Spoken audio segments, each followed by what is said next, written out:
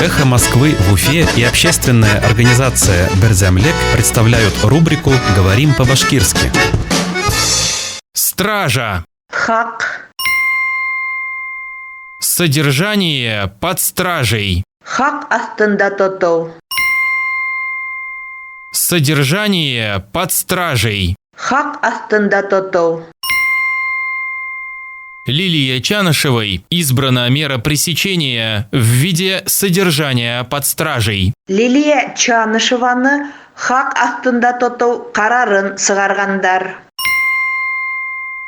Лилии Чанышевой избрана мера пресечения в виде содержания под стражей. Лилия Чанышеваны хак астында тоту карарын сыгаргандар.